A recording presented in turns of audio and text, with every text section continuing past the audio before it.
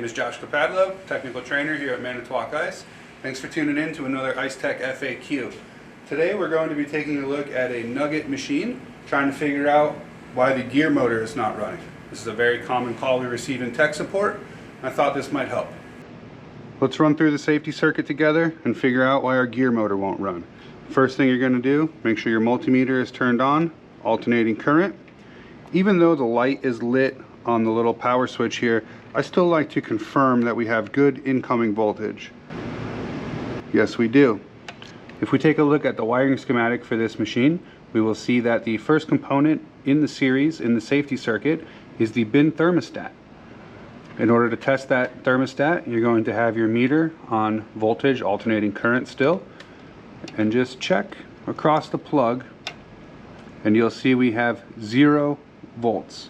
That is good. That means that this thermostat is closed and we can move on to the next component. Next, we're going to move over to the low pressure cutout. Low pressure cutout is located right here on the suction access port.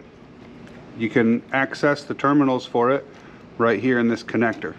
0 volts, so we do not have an open low pressure switch. From the low pressure, we move over to the high pressure switch. The high pressure switch is located on the discharge line right here before the inlet of the condenser. The connector for the high pressure switch can be found right here in the front with these 2 red wires. We'll go ahead and test that the same way.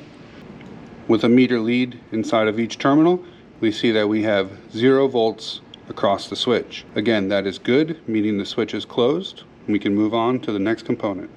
Following the schematic from the high pressure cutout, we see that it travels up to the ice chute safety switch. Come around the side here, back probe this connector. You see we have 120 volts of differential. That means this switch is open.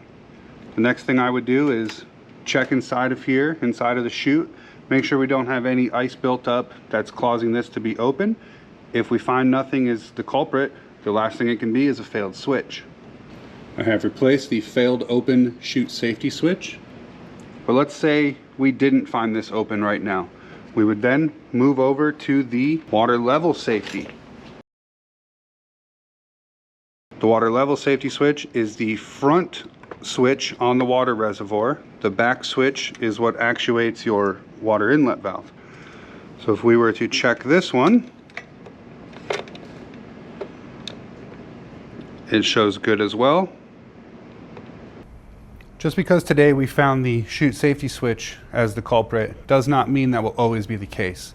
Any of these switches in this circuit being open would cause that gear motor to not run. Let's power on the unit and see what happens.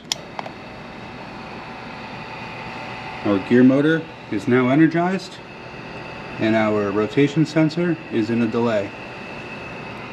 After the time delay is completed, we will have voltage at our contactor coil, the compressor will start to run, and we will make some ice. Hopefully now, after watching this short video, you understand how to go through the schematic, check all the safety switches in the series, and get your gear motor back online. From all of us here at Manitowoc Ice, we appreciate you tuning in. Comment below with another request for an Ice Tech FAQ that you'd like to see in the future. Again, my name is Josh Klepadlo. Thanks for tuning in. Like and subscribe for more content.